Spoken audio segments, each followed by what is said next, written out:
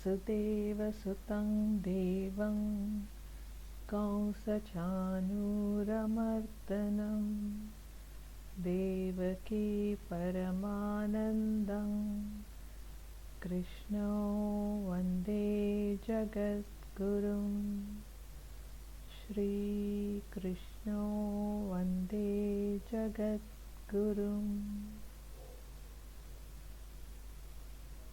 Pranams from Dr. R.J. Kalpana. Welcome to the study of the Bhagavad Gita. In this session, we are studying chapter 2, Sankhyayoga, or the Yoga of Knowledge,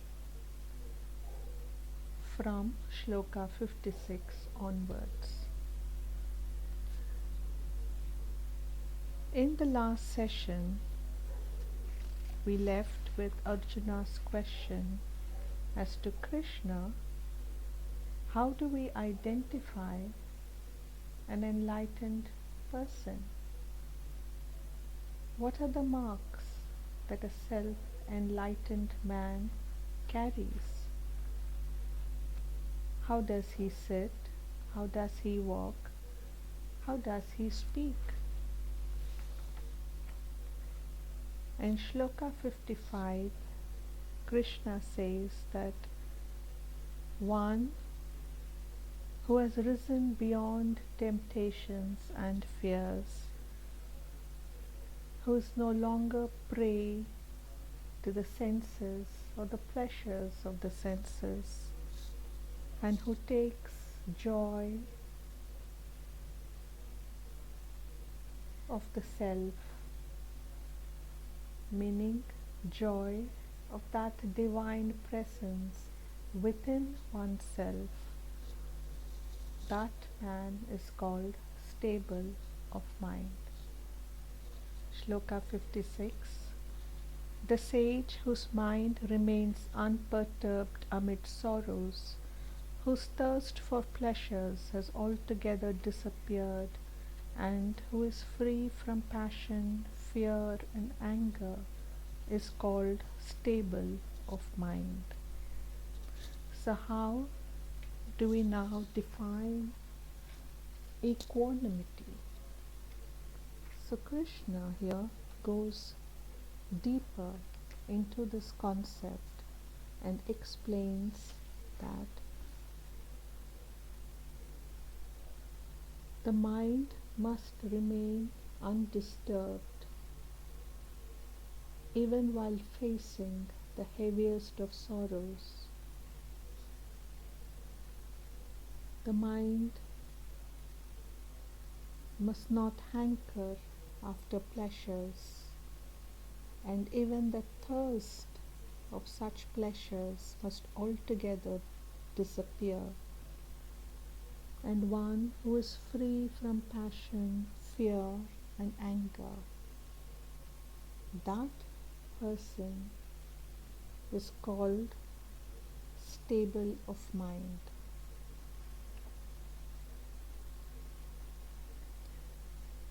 And quantifying the entire concept, Krishna puts a caveat and says that sage whose mind remains unperturbed is called stable of mind. So here Krishna is hinting to us that it is only when we walk upon the path of yoga, of self-discipline, of self-control, will we be able to achieve stability of mind.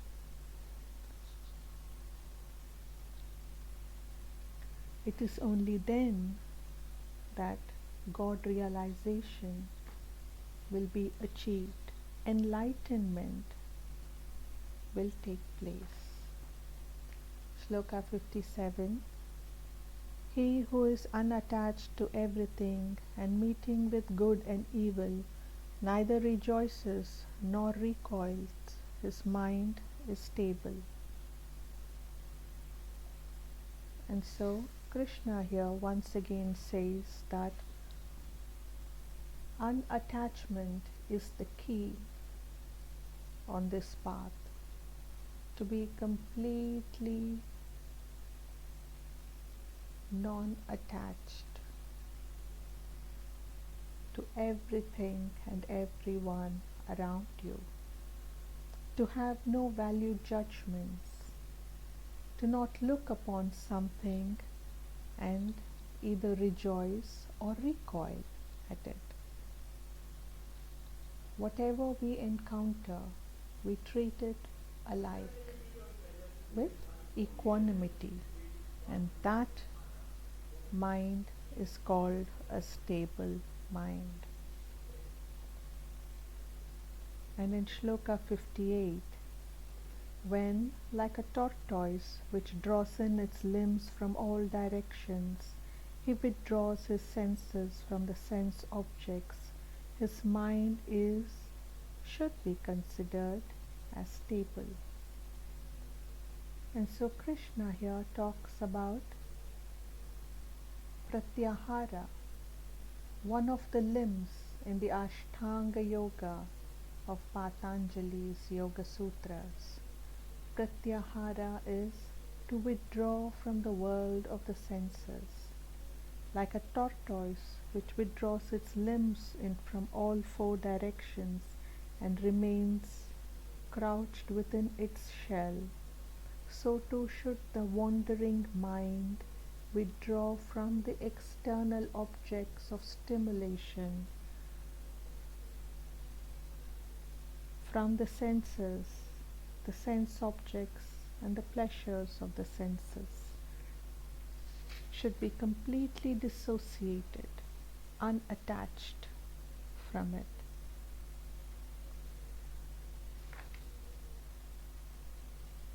And that man alone would be considered as having a stable intellect.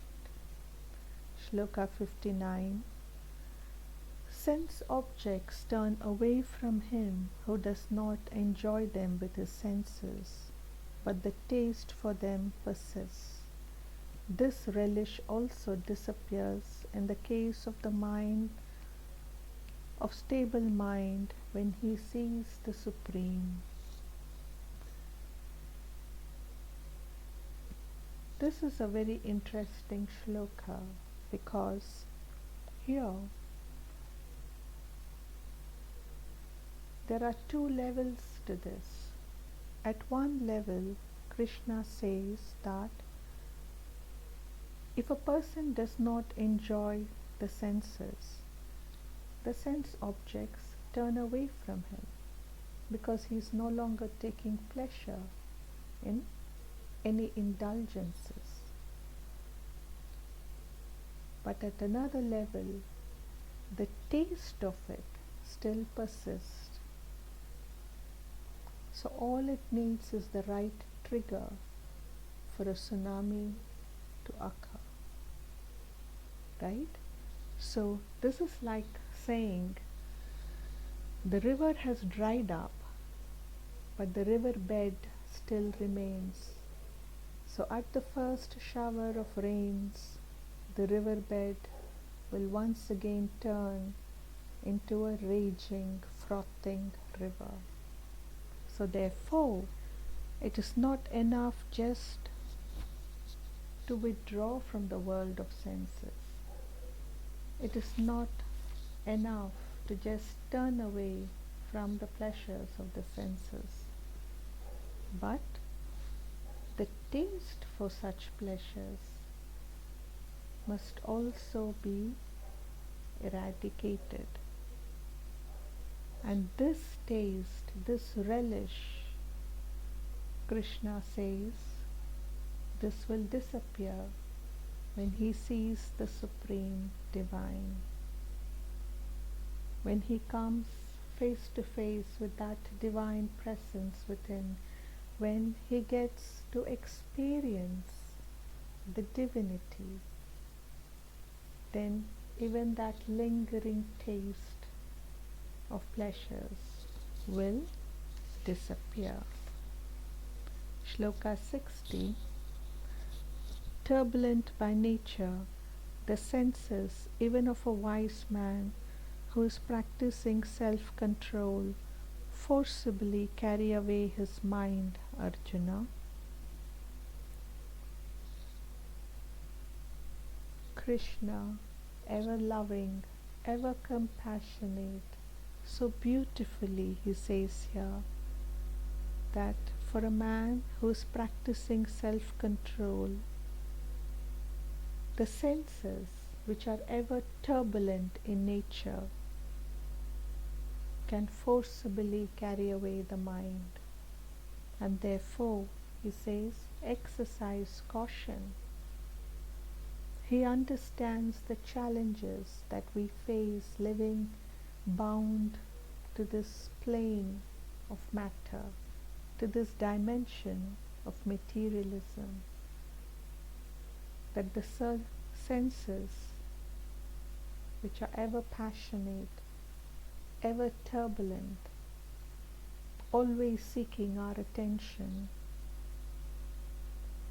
is perfectly capable of forcibly carrying away the mind of even the wisest of men who is practicing self-control. Shloka 61. Therefore, having controlled them all and collecting his mind, one should sit for meditation, devoting oneself heart and soul to me. For he whose senses are mastered is known to have a stable mind.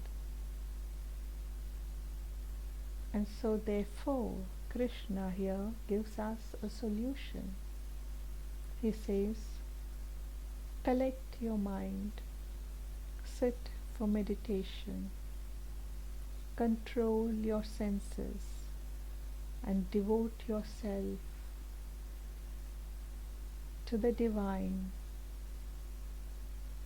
and then you will eventually achieve stability of mind.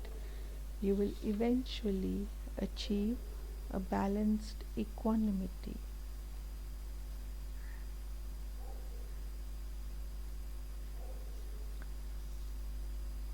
Shloka 62.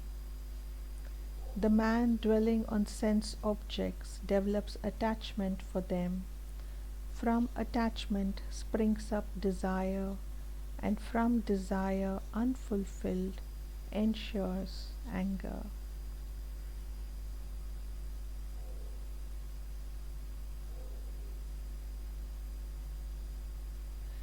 Dhyayato vishayan punsaf sangasteshu pajayate sanga sanjayate kama kamat krodho vijayate. Again, this shloka gains special attention because Krishna is said to have orally sung the shloka to Arjuna. And here Krishna says that if we dwell on our senses, we develop attachment to them, and from that attachment springs desire, and from desire, unfulfilled desires, comes anger. So Krishna here delineates a very clear process of devolution of the human soul. So from senses, instead of, if we detach ourselves from the senses, we are able to lead a life of purity, and from that purity we are able to attain liberation and finally attain merger with the divine. The opposite also holds true, because we are still living in the world of materialism. And therefore, if we dwell on the senses, we develop attachment to them, and with these attachments springs up desires, and unfulfilled desires ensure anger.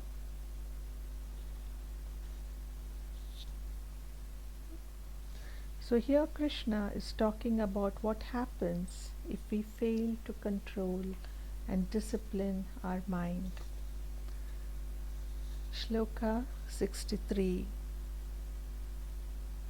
Krodad bhavati sammohas sammohat smriti vipramaha smritir bhramshad buddhinasho buddhinashat pranashyati. From anger arises infatuation.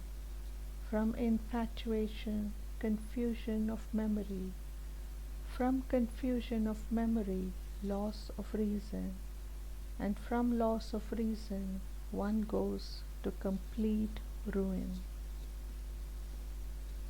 And here again Krishna says that with anger comes delusion. With delusion, confusion of memory, which results in a loss of reason. And once we have lost our reasoning ability, we fall into complete ruin. So these two shlokas, 62 and 63, were said to have been verbally recited by Sri Krishna. And in these two shlokas, Krishna speaks about the harm which befalls a man if he fails to control his senses. Shloka 64. But the self-controlled sadhaka, while enjoying the various sense objects through his senses, which are disciplined and free from likes and dislikes, attains placidity of mind. So that sadhaka, a sadhaka is one who performs a sadhana.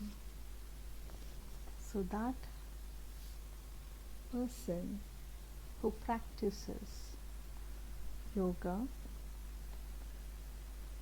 although he enjoys the various sense objects through his senses, but in a disciplined manner, in a manner of moderation, and does not attribute any value judgments to anything, and so therefore is free from likes and dislikes, that sadhaka, that practitioner attains stability of mind.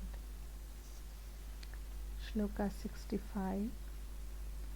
With the attainment of such placidity of mind, all his sorrows come to an end, and the intellect of such a person of tranquil mind, soon withdrawing itself from all sides, becomes firmly established in God.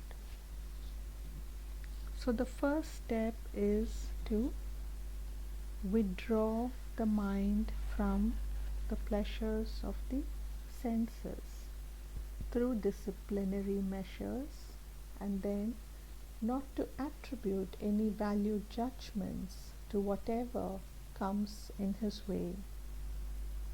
So if the sadhaka has a balanced equanimity, stability of mind, then all his sorrows come to an end.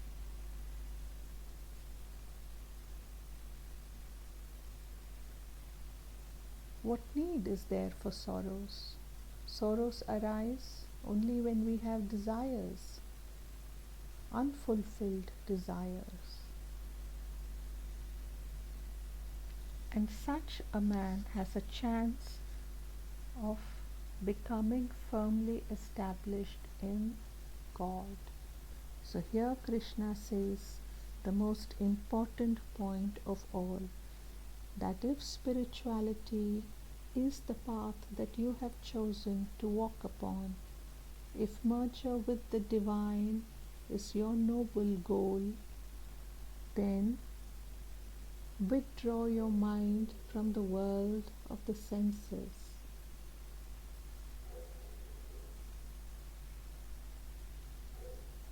Discipline yourself, practice meditation, and thereby you will attain the divine. Shloka 66. Nasti buddhiryuktasya na cha yuktasya bhavana na cha bhavayatas shantir shantasya kutah sukham.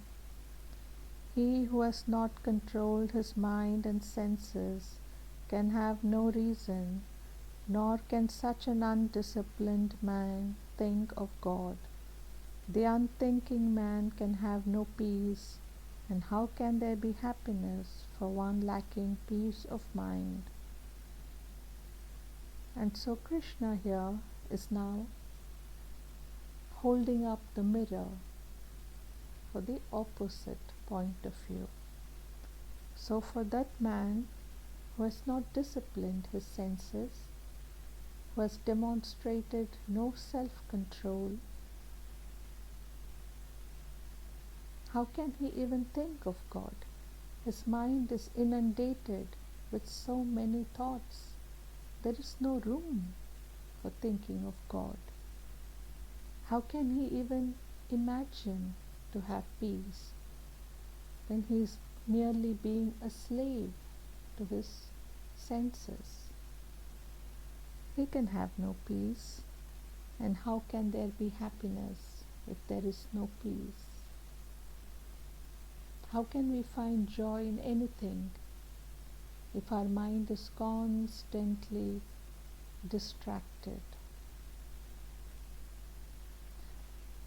Again, Shloka 66 is important because Krishna has verbally recited this shloka to Arjuna on the battlefield of Kurukshetra.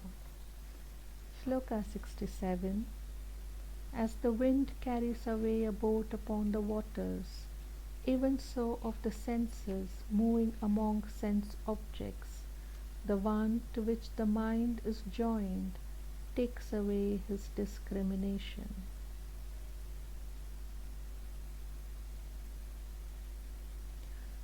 Giving the analogy of a boat upon waters and how it is so dependent upon the winds in which direction should it flow, so too a mind, if it is prey to the senses, will always flow in the direction of the senses, because the mind lacks self-discipline, self-control,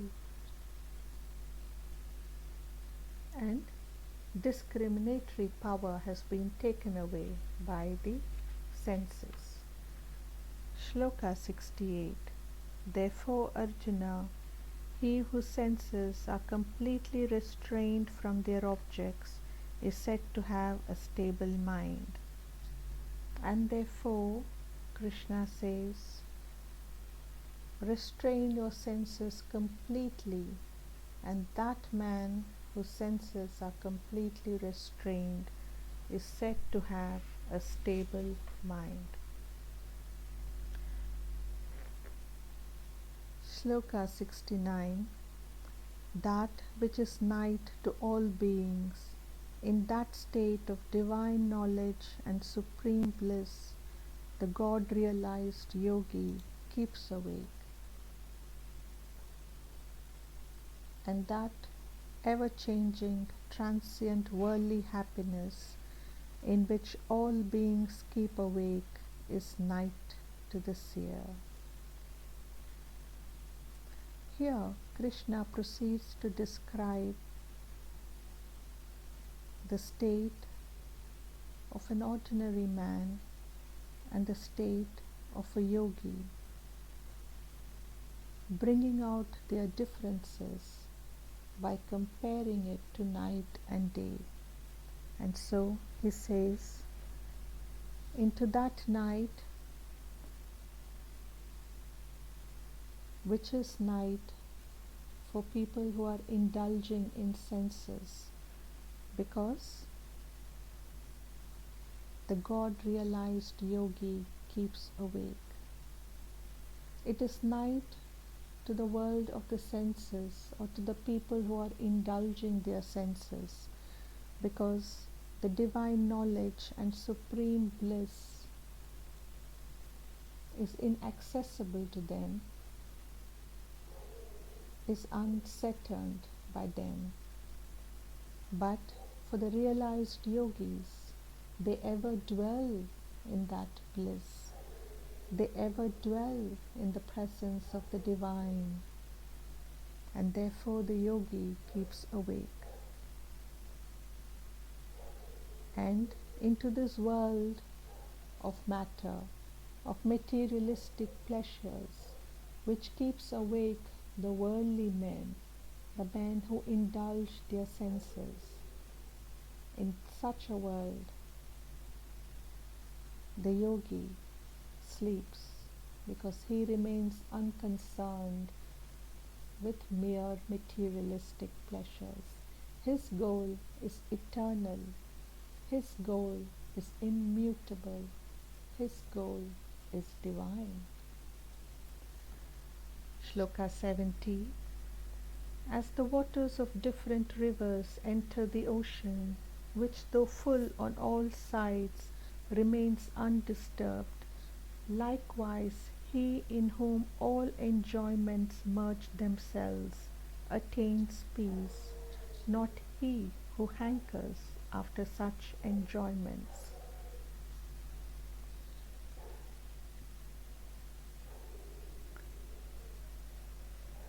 And here Krishna says that just as the ocean is recipient to rivers approaching it from all different directions, north, south, east,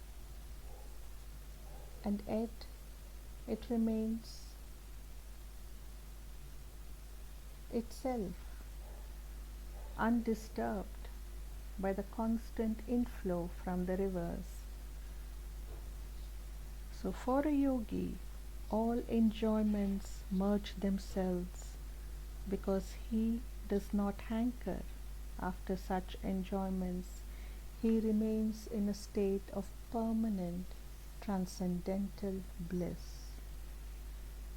71. He who has given up all desires and moves free from attachment, egoism, and thirst for enjoyment attains peace. So that person first has to give up all desires. His needs will be met, but not his wants. Remember? So give up all desires. Be free from attachment. Attachment with relations, attachment with materialistic goods, attachment to the pleasures of the senses. Be free from egoism. Remain humble. Humility is such grace.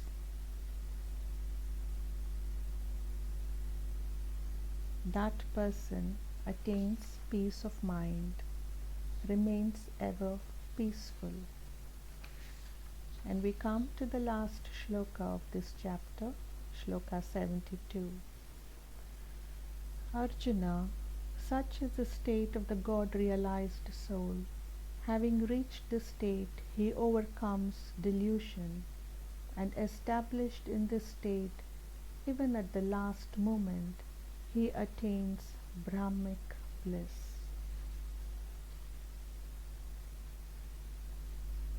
So here, Krishna says the magnitude of the state of a God-realized soul. So he says that having realized the divine presence within, the man overcomes delusion, overcomes the dualities that is inherent in the world of nature, and established in that state of realization, he attains bliss. He attains merger with the divine.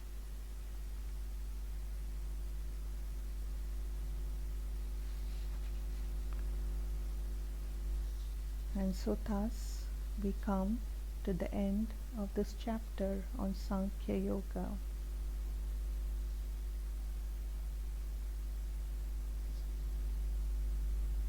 For the state of equanimity will be reached for the sadhaka's deliverance even at the last moment, because the latencies of the even-mindedness practiced by him for his entire life will yet reawaken the spirit of equanimity within him, and he will at least succeed in merging with the divine.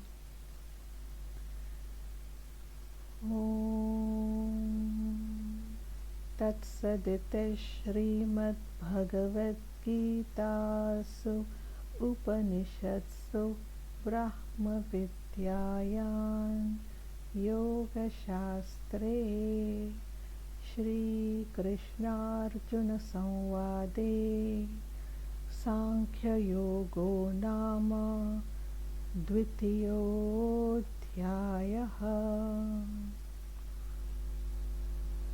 Thus in the Upanishad sung by the Lord, the science of Brahma, the scripture of Yoga, the dialogue between Shri Krishna and Arjuna ends the second chapter entitled Sankhyayoga, the Yoga of Knowledge. Om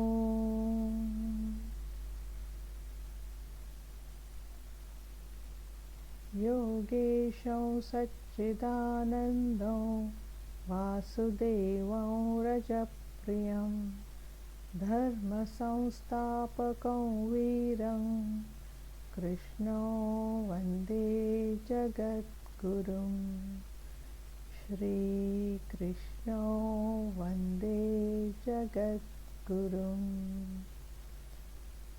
Om Shri Krishna Arpanamastu.